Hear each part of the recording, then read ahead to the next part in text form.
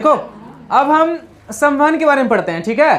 तो जैसे कि अभी आपने जाना कि ऊष्मा स्थानांतरण की 3 विधियां होती है ना, चालन, संवहन, विकिरण।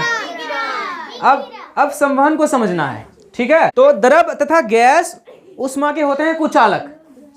द्रव और गैस क्या होते हैं? ऊष्मा के कुचालक, है ना। तो इसलिए इन्हें चालन विधि द्वारा गर्म नहीं किया जाता है। देखो, द्रव और गैस को हम चालन विधि द्वारा गर्म नहीं कर सकते हैं। ये ऊष्मा के स्थानांतरण की एक दूसरी विधि से गर्म होते हैं, जिसे हम बोलते हैं संवहन। तो द्रव और गैस, द्रव दूध, पानी, है ना, ये द्रव है। Gas carbon dioxide gas, hydrogen gas, helium gas, है ना, मीथेन गैस।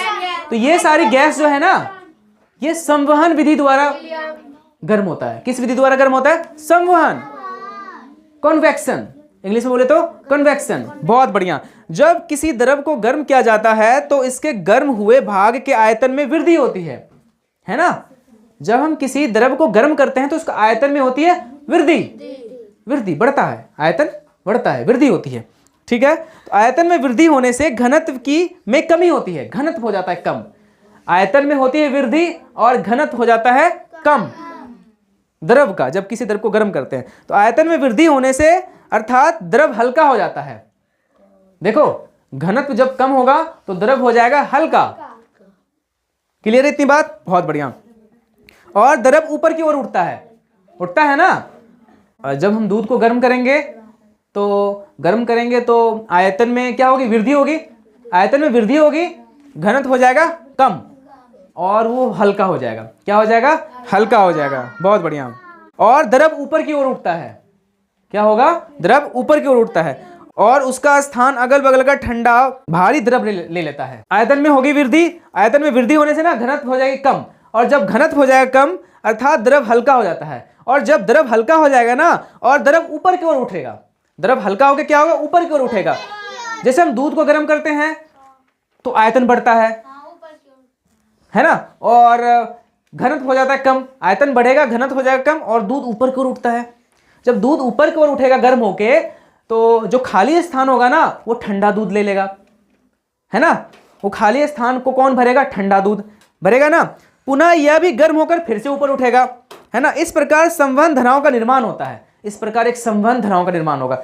ठंडा वो गर्म होकर ऊपर उठते जाएगा और जो ऊपर उठेगा उसका जो स्थान भरने के लिए ठंडा दूध, और एक संवहन धारा बन जाएगा। क्या बन जाएगा? संवहन धाराओं का निर्माण होगा, ठीक है। और द्रव के गर्म होने की प्रक्रिया चलती रहती है, और यही प्रक्रिया लगातार चलती रहती है, और द्रव में ऊष्मा का स्थानांतरण होते रहता है। समझ रहे हैं बात को? बहुत बढ़िया।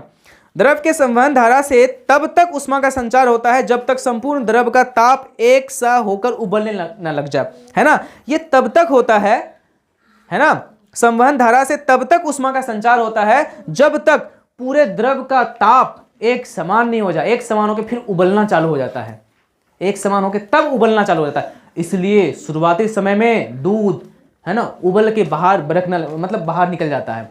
फिर जब दूध एक समान गर्म होता है तब उबलना शुरू होता है, तब बाहर नहीं फेंकेगा बर्तन से। ऐसा तुम लोगों ने देखा है ना।